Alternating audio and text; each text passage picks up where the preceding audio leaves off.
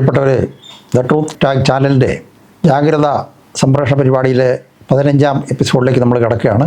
V the people of India. അതിൽ we the people of Kerala അഥവാ മലയാളികൾ എങ്ങനെ ഇങ്ങനെ ആയിത്തീർന്നു എന്നുള്ളതൊരു അന്വേഷണം നടത്തുകയാണ് ഈ എപ്പിസോഡിലൂടെ.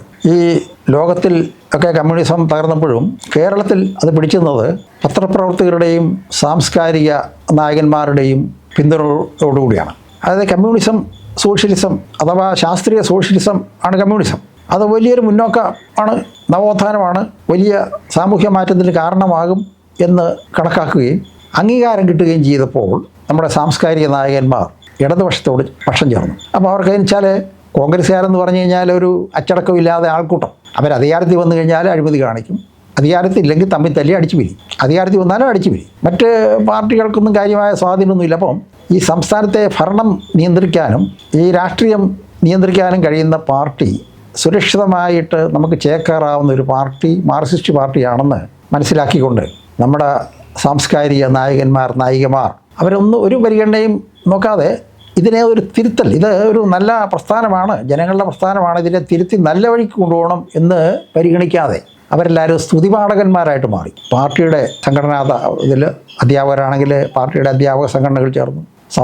സാമ്പത്തിക മേഖലയിലുള്ളവർ, ബാങ്കുകാർ, അവർ ഇടതുപക്ഷത്തേക്ക് ചേർന്നു. അപ്പോൾ ഇടതുപക്ഷം എന്ന് പറഞ്ഞു കഴിഞ്ഞാൽ ഹൃദയപക്ഷം എന്നുള്ളൊരു മുദ്രാവാക്യമൊക്കെ ഒന്നുണ്ടാക്കി. ഇടതുവശത്താണ് ഇരിക്കുന്നത്. അപ്പം അങ്ങനെ ചില മുദ്രാവാക്യങ്ങളുടെയും ചില സാമൂഹ്യ സാങ്കത്യങ്ങളുടെയും ഒക്കെ അടിസ്ഥാനത്തിൽ ഒരു ചേരിതിലുണ്ട്. സാംസ്കാരിക നായകന്മാരൊക്കെ ഇടതുപക്ഷത്ത്, കോൺഗ്രസ്സിലുള്ളവരെന്ന് പറഞ്ഞാൽ വളരെ ചുരുക്കം പേരേ ഉള്ളൂ. കോൺഗ്രസ്സിൽ പോയാൽ അംഗീകാരമൊന്നും കിട്ടുകയില്ല. അതുകൊണ്ട് ഇടതുപക്ഷത്ത് നിൽക്കുക, ഇടതുപക്ഷത്തെ കിട്ടുന്ന അവാർഡുകളോ അല്ലെങ്കിൽ അംഗീകാരങ്ങളൊക്കെ സ്വീകരിച്ചെടുക്കുക എന്നുള്ള നിലയിൽ അവർ നീങ്ങി. ഇപ്പോൾ ഇവിടെയെല്ലാം നമുക്ക് ഒരു കാര്യം മനസ്സിലാക്കുന്നത്, അഴിമതിയാണ് നമ്മുടെ നാടിൻ്റെ നിയന്ത്രിക്കുന്ന ഏറ്റവും പ്രധാനപ്പെട്ട ഒരു ഘടകം. ഏറ്റവും വലിയൊരു വ്യവസായം രാഷ്ട്രീയ അഴിമതിയാണ്. രാഷ്ട്രീയ പ്രവർത്തനം നിലനിൽക്കണമെങ്കിൽ അഴിമതി ഉണ്ടായേ തീരൂ. അപ്പോൾ അഴിമതി എന്ന് പറയുന്നത് നമ്മൾ പെട്ടെന്ന് കേൾക്കുമ്പം കൈക്കൂലിയെക്കുറിച്ചാണ് ഓർക്കുന്നത്. നമ്മളേതെങ്കിലും സർക്കാർ ഓഫീസിൽ പോകുമ്പോൾ നമ്മുടെ കാര്യങ്ങൾ നടന്നു കിട്ടാനായിട്ട് ഇച്ചിരി നേരത്തെ നടത്തി ബുദ്ധിമുട്ടിക്കാതിരിക്കാനായിട്ട് നമ്മൾ കൈമടക്ക് കൊടുക്കുന്നത് കൈക്കൂലി.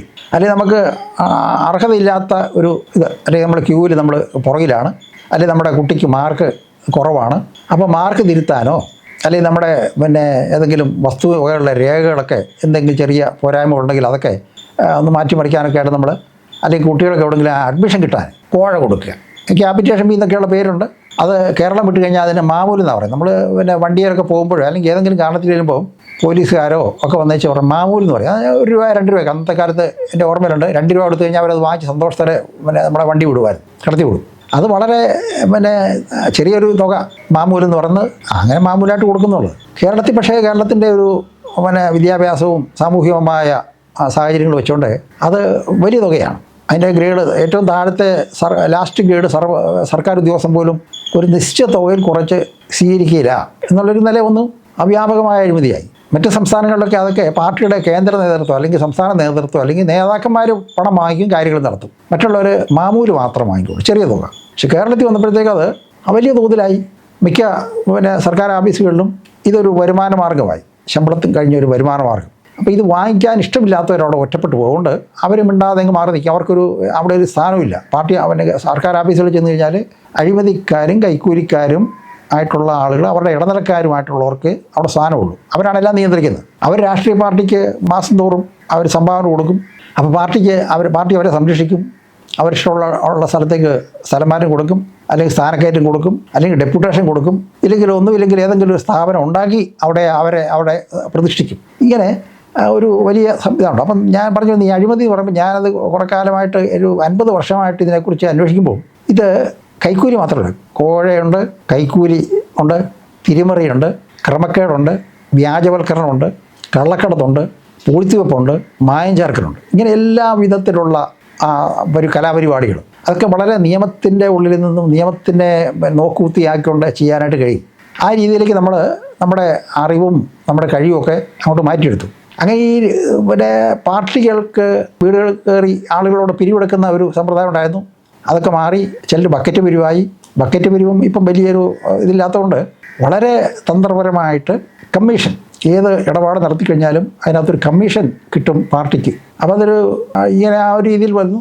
അതിനോടൊപ്പം ചുമട്ടുതൊഴിലാളികളുടെ രംഗത്ത് നോക്കുകൂലി എന്നൊരു സമ്പ്രദായത്തെക്കുറിച്ച് വളരെ വലിയ പിന്നെ ചർച്ചകളും ഒക്കെ നടന്നു. സർക്കാരിൻ്റെ ഉടമസ്ഥയിലുള്ള സ്ഥാപനങ്ങളിലേക്ക് വന്ന സാധനങ്ങൾ പോലും അവിടുത്തെ ജീവനക്കാർ ഇറക്കിയായിരുന്നാലും ആ പ്രദേശത്തെ രജിസ്റ്റേർഡ് തൊഴിലാളി സംഘടന ചെന്നിട്ട് നോക്കുകൂലി വാങ്ങിക്കും. 1000, 2000, 5000 എത്രയാണെന്ന് വെച്ച് കഴിഞ്ഞാൽ അവർക്ക് പറഞ്ഞേക്കുക. അപ്പം മറ്റവരെ പണം കൊടുത്ത് ഇറക്കി അല്ലെങ്കിൽ അവിടുത്തെ ജീവനക്കാർ ഇറക്കി കഴിഞ്ഞാലും ഈ നോക്കുകൂലി എന്ന് പറയുന്ന അവകാശം ചുമട്ടുതൊഴിലാളികളുടെ സംഘടനയ്ക്കായി. ചുമട്ടുതൊഴിലാളി സംഘടനകൾ കൂടുതലായിട്ടും സംരക്ഷണത്തെ കരുതിയും പ്രവർത്തനത്തിൻ്റെ സൗകര്യത്തെ കഴിഞ്ഞും ഇടതുപക്ഷത്താണ് നിന്നുള്ളത്. അപ്പോൾ അവർക്ക് ലൈസൻസ് കൊടുത്തു, അവർക്ക് ബാഡ്ജ് കൊടുക്കും. അപ്പോൾ അവർക്ക് പിന്നെ ക്ഷേമനിധി ബോർഡ് വന്നു. കാര്യമായിട്ട് വലിയ പണിയൊന്നും ചെയ്തില്ലെങ്കിൽ നല്ല വരുമാനം ഉണ്ടായി. അപ്പോൾ ഇത് അവർക്ക് ഒരു അടുത്ത ആളിന് അവർക്ക് കൊടുക്കാം. ഒരു തൊഴിലാളിക്ക് അവരുടെ ലൈസൻസ് അടുത്ത ആളിന് കൈമാറ്റം ചെയ്യാം. അപ്പോൾ അങ്ങനെ കൈമാറ്റം ചെയ്യുന്ന രീതി വന്നതൊരു ചിലപ്പോൾ ലക്ഷക്കണക്കിന് രൂപയാണ്. അത് പല സ്ഥാപനങ്ങളിലും അങ്ങനെ ഉണ്ട്. നമ്മുടെ ഇന്ത്യൻ കോഫി ഹൗസിൽ നമ്മൾ പറഞ്ഞ AKG അന്ന് വളരെ ദീർഘവീക്ഷണത്തോടുകൂടി നടത്തിയാണ് കോഫി ബോർഡിലെ കാപ്പി എസ്റ്റേറ്റുകളിലെ തൊഴിലാളികളെ സംഘടിപ്പിച്ച് അദ്ദേഹം ആരംഭിച്ചതാണ് ഇന്ത്യൻ കോഫി ഹൗസുകൾ. ഇപ്പോൾ 100 കണക്കിന് ആൾക്കാർ ജോലി ചെയ്യുന്നുണ്ട്. അവിടെ ഇത് തന്നെയാണ്. അവിടുത്തെ ഒരു ജീവനക്കാരൻ അവിടെ നിന്ന് വിരമിക്കുകയാണെങ്കിൽ അയാൾ പറയുന്ന ആൾക്ക് അവർ ജോലി കൊടുക്കും. അതാണ് അവിടുത്തെ നിയമം. അപ്പോൾ അങ്ങനെ കൊടുക്കുമ്പോൾ 2 ലക്ഷം, 3 ലക്ഷം, 5 ലക്ഷമൊക്കെ വാങ്ങിക്കൊണ്ടാണ് ഇവർ വിരമിക്കുക. അപ്പോൾ ഞാൻ പറഞ്ഞത് ഇത് സാർവത്രികമായി, അതായത് അഴിമതി എന്ന് പറയുന്നത് സാർവത്രികമായി വന്നു. അപ്പോൾ അഴിമതി എന്ന് പറയുന്നത് നമുക്ക് ഒരു നോർമലാണ്. അത് നമ്മൾ പറയുമ്പോൾ ഒരു സംഗതിയുണ്ട്. ഈ നേതാക്കന്മാരൊക്കെ അഴിമതിയിൽ മുഴുകിക്കഴിഞ്ഞാലും അവർക്കതൊരു വിഷയമേ അല്ല. അപ്പം ഷേക്സ്പിയറിൻ്റെ മാക്ബത്തിൽ ഒരു പ്രയോഗമുണ്ട്. Supped horrors in full and almost forgot the taste of years. Macbeth ഒരുപാട് പേരെ കൊന്നു, ഒരുപാട് രക്തച്ചൊരിച്ചിട്ട് നടത്തി. അപ്പം അങ്ങനെ ഈ വളരെ ഇത് നടത്തി കഴിഞ്ഞപ്പോൾ അയാൾക്ക് ഭയം എന്ന് പറയുന്നത് ഇല്ലാതായി എന്ന് പറഞ്ഞ ഒരു മാനസികാവസ്ഥയിലാണ് നമ്മുടെ പല രാഷ്ട്രീയ നേതാക്കന്മാരും. കൊലപാതകം നടത്തുക, അക്രമങ്ങൾ നടത്തുക, അഴിമതി നടത്തുക. അപ്പോൾ അവർക്ക് അതിനെക്കുറിച്ച് അത് പ്രത്യേകമല്ല, നോർമലാണ്. അവർ രാഷ്ട്രീയമായ ശരിയാണ്, അത് ചെയ്യുന്നു. അതിൽ നേരിട്ട് ആൾക്കാരെ ചെയ്യുന്നു, അല്ലെങ്കിൽ ആൾക്കാരെ കൂടി കൊല്ലിക്കുന്നു, അല്ലെങ്കിൽ തല്ലിക്കുന്നു, അല്ലെങ്കിൽ അഴിമതി വാങ്ങിക്കുന്നു. അപ്പോൾ ഇതൊക്കെ ശരിയാണെന്നുള്ള ഒരു ഇതിൽ അവരെത്തിച്ചേർന്നു. അപ്പോൾ നമ്മൾ അഴിമതിയെക്കുറിച്ച് പറഞ്ഞു വരികയായിരുന്നു. അഴിമതി ഇല്ലാതാക്കാനായിട്ട് നമുക്ക് ബോധവൽക്കരണം നടത്തുക, കോൺഫറൻസ് ഇതിനെക്കുറിച്ച് വർക്ക്ഷോപ്പുകൾ സംഘടിപ്പിക്കുക എന്നൊക്കെയുള്ള ചില ഇതുണ്ട്. അപ്പോൾ നമുക്കത് വളരെ തമാശയായിട്ട് തോന്നും. അങ്ങനെ എല്ലാം നല്ല വിദ്യാഭ്യാസമുള്ളവരാണ്. ടെക്നിക്കലായിട്ടോ അല്ലെങ്കിൽ അല്ലാത്തതൊക്കെ വളരെ വലിയ വിദ്യാഭ്യാസമുള്ള പോസ്റ്റ് ഗ്രാജുവേഷനൊക്കെ ഉള്ളവർ, അല്ലെങ്കിൽ വക്കീലന്മാർ, എഞ്ചിനീയർമാർ, ഡോക്ടർമാരൊക്കെ ഇവർ കൈക്കൂലി വാങ്ങിക്കുമ്പോൾ വിദ്യാഭ്യാസവും അവരുടെ ചിന്തയും ജീവിതവും തമ്മിലൊരു ബന്ധവുമില്ല. അവർക്ക് പണം വേണം, അവർ കൈക്കൂലി വാങ്ങിക്കുന്നു, ശമ്പളമുണ്ട്, കൂടുതലായിട്ട് വരുമാനം. അപ്പോൾ ഇങ്ങനെയുള്ളൊരു അവസ്ഥയിലേക്ക് നാടങ്ങ് എത്തിപ്പോയി. അപ്പോൾ ഇത് നമ്മുടെ ജീവിതത്തെ വലിയ രീതിയിൽ ബാധിക്കും, നമ്മുടെ ജീവിതത്തെ തകർക്കും എന്നുള്ളത് ഒരു സംശയമില്ലാത്ത കാര്യമാണ്. പ്രിയപ്പെട്ടവരെ, ഈ അഴിമതിയുടെ വ്യാപനം അത് നമ്മുടെ സമൂഹത്തിലും ജീവിതത്തിലുണ്ടാക്കുന്ന ദുരന്തങ്ങൾ ഇവയെക്കുറിച്ച് 16-ാം എപ്പിസോഡിൽ കണ്ടുമുട്ടുമ്പോൾ നമ്മൾ കൂടുതലായിട്ട് ഇതിനെക്കുറിച്ച് സംസാരിക്കുന്നതായിരിക്കും. അതുവരെ ഏവർക്കും നന്ദി, നമസ്കാരം.